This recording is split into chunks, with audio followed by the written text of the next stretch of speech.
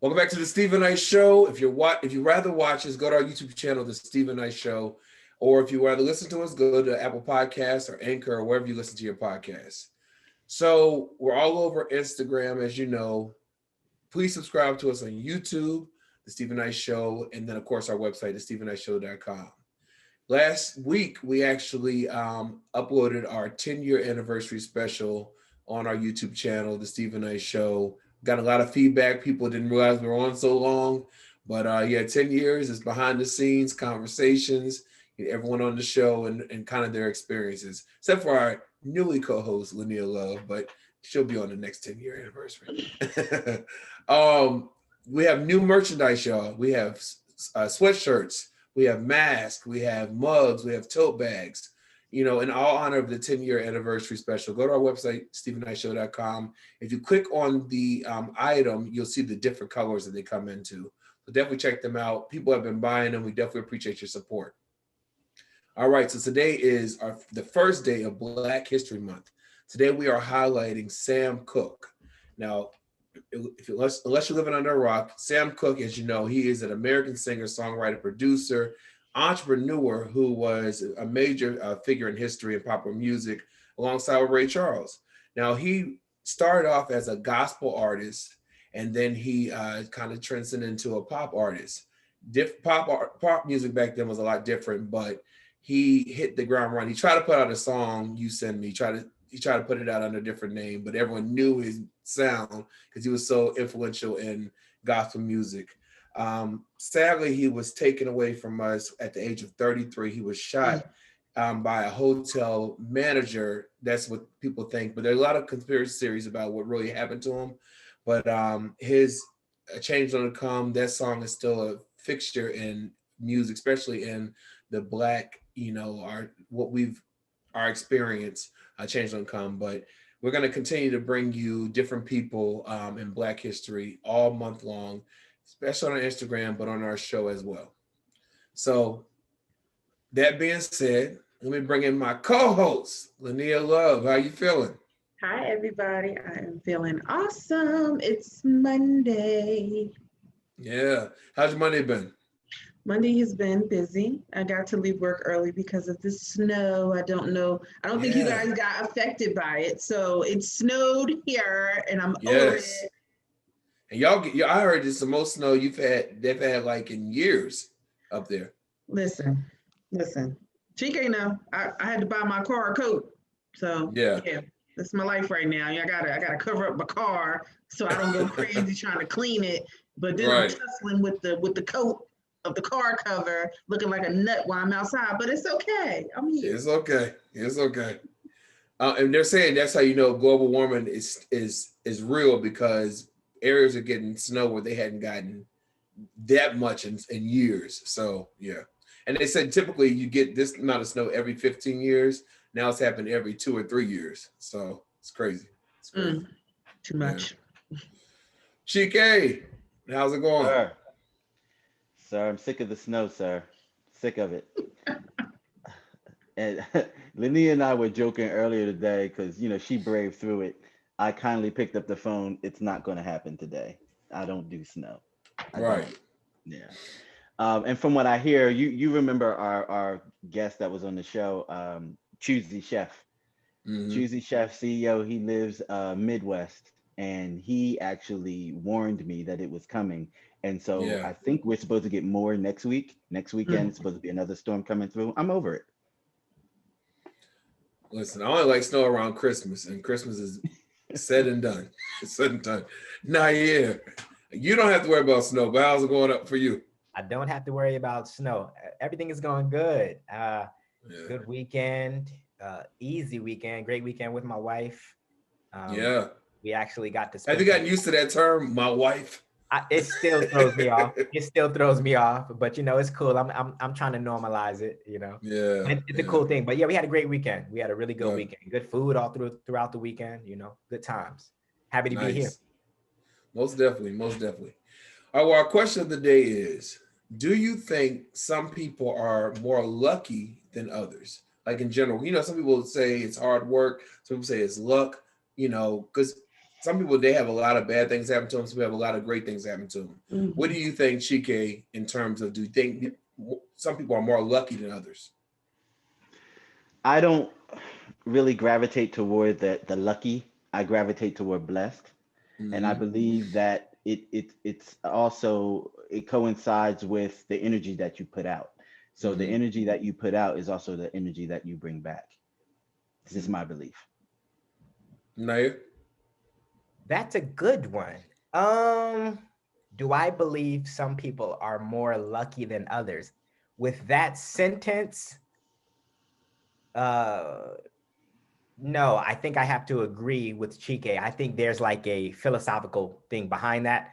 And if I look back into history, I'm a religious guy, so kind of looking at how some of the prophets were given big challenges, you know, you wouldn't have necessarily said they were lucky, but it didn't mean they were unlucky. They were being challenged and tested, you know, from my understanding. So I don't know. I think I'd look at it very similarly to Chike. Okay. Well, you, Miss Lynia? I would definitely agree with my co-host. It is about energy, and I definitely believe in manifestations. I believe in, you know, thinking positive and speaking positive, because when you think negative and you speak negative, you are really, you know, speaking those things into your life. So if you want, I don't know if I want to say better or more, you just want to move in a way where it puts you in a better position, then you need to continuously speak positivity, think positive, no matter how hard it is. You have to put yourself in that mind frame to be like, no matter what I'm going through, I'm not going to let it get the best of me, and I'm going to think positive and speak positive, because the tongue is a powerful thing. Yeah, no, exactly. I was going to say the same thing. Yeah, I definitely agree with you all. I think there's blessed. I think there is some luck, but I do think that, again, it is, you put in the work, you know. And one thing, for example, like I moved to Atlanta to pursue music, and I worked my butt off, and I didn't, you know, music hasn't taken off for me, but from there I got in this show. So you put in the work, something comes from it. It may not be what you imagine, but something will come from it. That's what I believe. But tweet us at home at the Stephen Knight Show, Stephen Knight Show, SHO, and let us know, do you believe that some people are more lucky than others? It was interesting on Facebook, some of the response we got.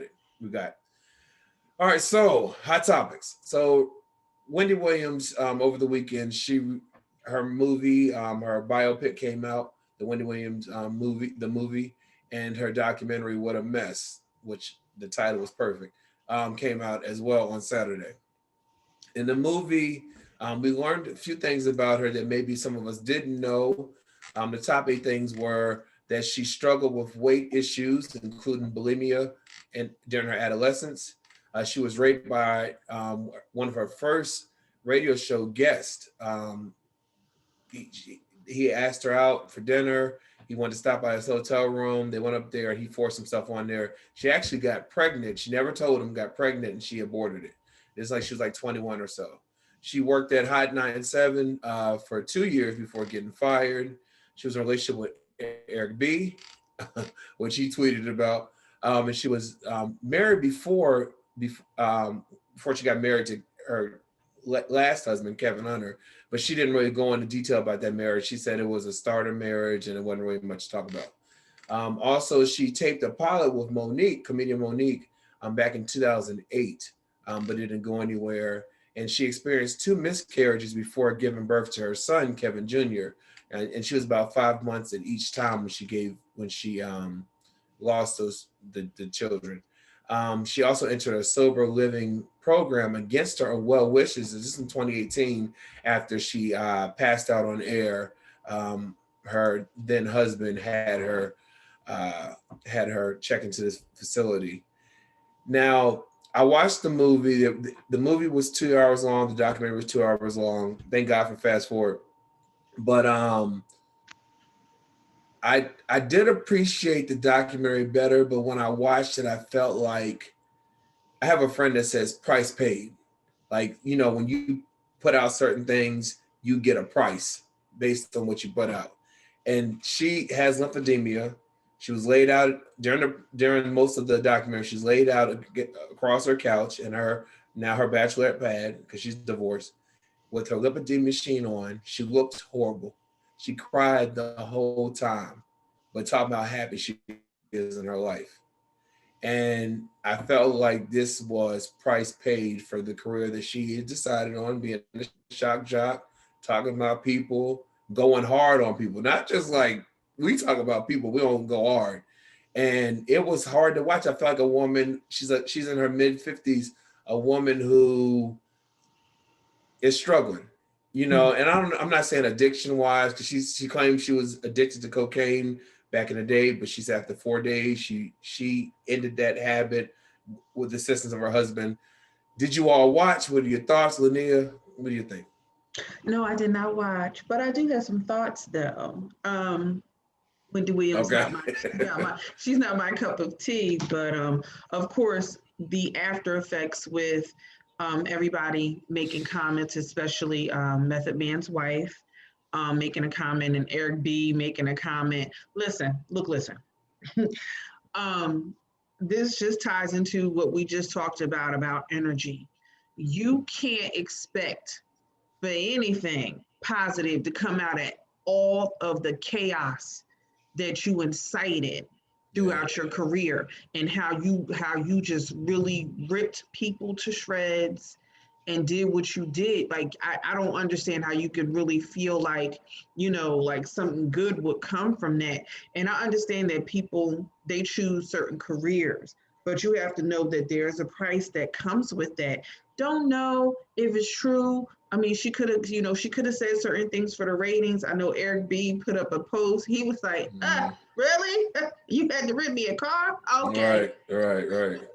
Go ahead and you work on that. Because he posted a picture of, I think it was a Bentley. He said, I needed my car rented. Yeah. It's an old school pick. So it's not like, but I'm nosy. I like looking in the comments because I like to see what people are saying. And I guess people, because people don't have context, a lot of people feel sorry for her and a lot of people believe her. Yeah. But at the same time, she's shaping her narrative. So you don't know how much is really true and how much is not truth, but it's just spent to make her look a certain way. Mm-hmm. I don't know. Yeah, it's true. Nayyir. It's hard to feel bad for someone who's presented that character to the public for so long. You want to, because naturally most of us are pretty, empathetic. Most of us, we feel, when we see others go through.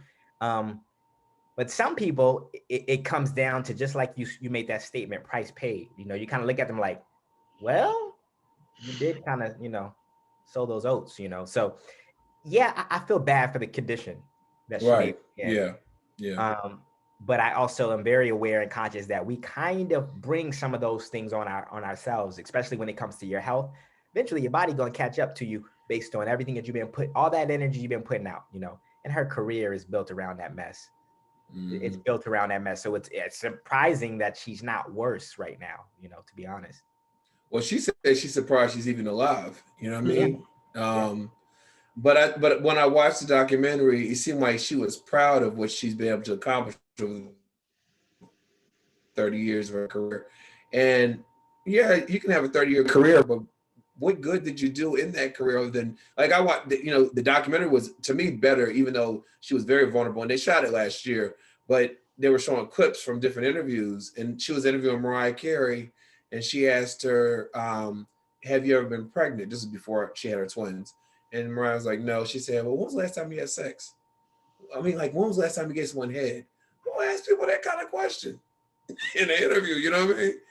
Chike, what are your thoughts on all this? I used to follow Wendy closely when she was on the radio because I'm a fan of radio. Right. And, I always equate her career to a paved road. Well, not a paved road. She wasn't on a paved road. She was on a dirty dirt road with potholes in it. And her goal was to be pretty much where she is. And it was hell or high water to get there. Mm-hmm. And like you said, price paid. So you rode on this dirty road with potholes all along the way. You're getting dinged up, getting to your goal. And now that you're at your goal, after you've paid the price all this way on that road, what does your vehicle look like? Yeah. What does your career actually look like at the end of the day? And now that you're at this point in your career, because her goal was to sell a book, she made pretty good money off the book. You've jumped all around at the top radio stations in the nation. Now you have this movie out, 2 movies actually.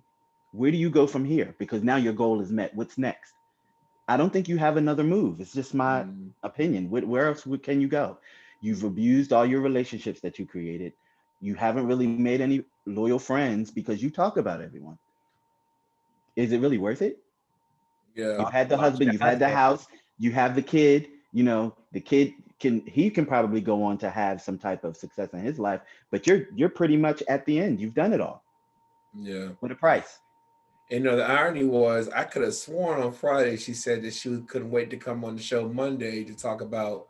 She called it the event, the documentary, the movie, and all that. That show was a rerun today. She wasn't on there today, so I don't know. Because my thing is, when I watched that documentary, I said, "There's no way she watched and said we got to air this." I would have been like, "Oh no, we're not airing this." She may not have had a choice, Stephen. She might not have a choice. She might have signed a contract. Yeah. Hello, high water. This is what's going to happen, and so it happened. And you gotta own it. I'm not surprised she took off today, though. I'll say that. That's that price paid. That's the price paid. That's price paid right now. Price paid. Price paid. One of my friends, because I like to talk a lot of junk, and so it's example of like me talking junk and then tripping on the thing. Price paid. You know what I'm saying? All right. Well, over the past few days, I don't know if you heard the stuff about Tiny and T.I., but they've been having to defend themselves against a woman named Sabrina Peterson, who was alleged that Tiny and T.I. sexually molested or abused her. Excuse me. So that eventually led to Sabrina sharing alleged stories from other alleged victims who had claimed that they had been sexually abused by T.I. and Tiny. Now, the couple has remained silent as Sabrina continued to make these allegations, and now they have now come out through spokesperson, and they said Mr. and Mrs. Harris want to be on record, more importantly, and want the public to know that they emphatically deny in the strongest way possibly the egregious, appalling allegations being made against them by Sabrina Peterson. The Harrisons had difficulty with this woman over a decade. They are taking this matter very seriously. So apparently she's come out and said that they sexually abused her. They said that T.I. put a gun to her head in front of her children, which again, T.I. has definitely denied. And Tiny's now speaking out, and she said, pretty much saying that, you act like my husband was your son's uncle for 2 years ago. Now all of a sudden it's all this assault. Did you change your mind? What happened? What's going on with you? And she said, please stop harassing my family. Now, again, since then, this woman has come out with other allegations with other people. Now, T.I., he also took to Instagram last week and he said, listen, he's not talking about what's happening in their bedroom, things that they mutually decided to do, him and his wife, but this is not what he has done. What are your thoughts, Chike? I was hoping you didn't come to me first. Well, in the 10-year anniversary special, Nayyir said needs to switch it up because I'm coming to the same people all the time. So it's all right. It's okay. So that's I'm a big boy. I can handle it. So again, going back to energy and what you do and how you conduct yourself. Some of these, I'll go this way. I won't talk specifically about them. Some of these celebrities have particular habits, and they tend to come back and show light in their life at some point in time. Do I believe that there is some truth to some of the stuff that has happened? Yes, I do believe that there's some truth to it. However, I do know that there are demons, people in the world that become obsessed, that get jealous, that attach themselves to certain people that they entangle with. And it can be ugly. And this is one of those particular situations. And it's, again, it's almost like Will Smith and Jada dealing with August, and now this couple dealing with this woman.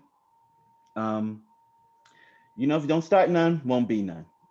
You have too much to lose to be dealing with people that are, in essence, they don't have as much to lose as you. I was going to say lesser than, but that don't sound right. That wasn't good. If they don't have as much to lose as you do, then why deal with them? Because there's a consequence to pay for every action. Yeah. Lynia? I mean, of course, there's always some, as Chike said, entanglements going on. And I think there was something that alluded to that, you know, at some point, they were doing things in their bedroom with other people, women or whatever. Unfortunately, when you are in the public eye and you decide to do certain things, I hate to say it, but the best thing that I can reference is there's an episode from Dave Chappelle, and it's in regards to having to sign a contract before you had sex. And you got to initial here, here, here, and here. Because if you mess up this contract, if you breach it, I'm going to sue you for everything, like everything. And it's kind of like, I know it's funny, but it's not funny. Yeah. But part of my issue is there are so many people jumping on the bandwagon to quickly say, protect Black women. But those same people who are coming out for clout and for money. Yeah. You know what I mean? It'd be different if you knew that they had pure intentions and what they were saying, were real and no one had to question them. But you really got to sit back and you got to think about some things, because I did see a picture and her sons or whoever they were with T.I. Like, oh yeah, you with they, no, it's a video. She's in the video. Like, oh, this your uncle going to do X, Y, and Z. So if that's what it was, why would you even have your kids, and why would you tell your kids to call him uncle? Like, that doesn't make sense to me. And if there are other people, that are saying this, why is it not until you got to these people and none of them came out on their own, but you were able to get to them? Like now, as Chike would say, I got to go to the chalkboard. I got to do some equations and some breakdowns and some fractions, and I got to see what's going on. But, hopefully, I don't know what they can do. I don't know if they can hold her liable, for any kind of slander or defamation. I don't know. I don't know this particular female. Like, I don't even know what she does. Like, I think the last time I saw, she had like a whole bunch of marijuana. Like, she sells it, or I don't know. But. Yeah. And my only concern is that there's never been any kind of police reports or any kind of, they have reported anything about this. Even the people that are coming out now, there's nothing on record saying this happened to me. Nayyir, what are your thoughts on all this? I just thought it was so funny how he said, I'm not going to open I watched his little response. One, it's silly for people to be responding to these types of allegations. If they have innocence or guilt, they should just go through the classy channels. You're not supposed to get, you're not helping yourself. You're not illegal. So that was kind of crazy to me. And then he said, we don't want to open our door to our bedroom. We don't have to do that. But he does it in all his music, Hotel with Too Short. I can name a dozen songs where you're talking about all types of, so that's just null and void for me. But this is one thing I do know. There's one point in time when I was, a local artist, and I did a lot of traveling, a lot of shows as an independent artist. I was around some celebrities that you guys know. Right. And I saw some crazy, I'm talking about females and male celebrities that you all know.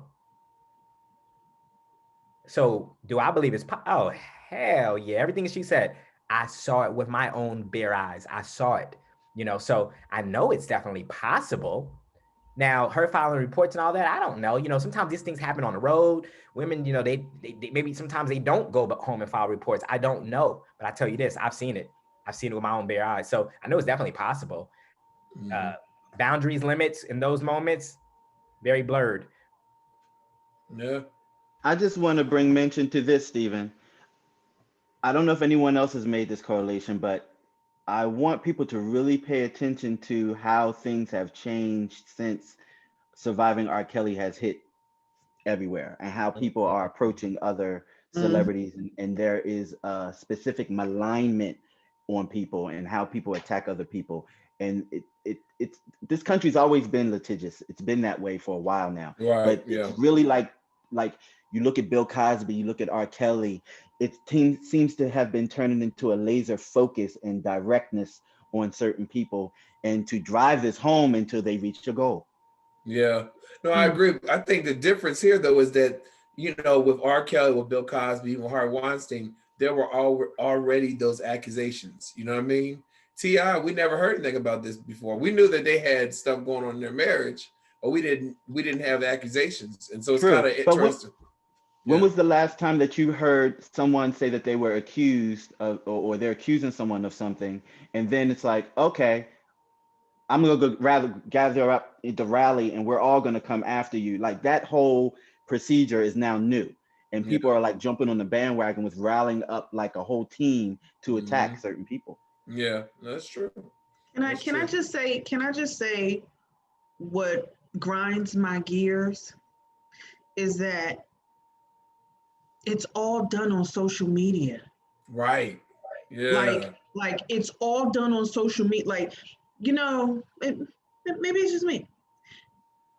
I'm not trying to tell, because 9 times out of 10, most of the time, assault victims are supposed to be kept, you know, private. I'm not private.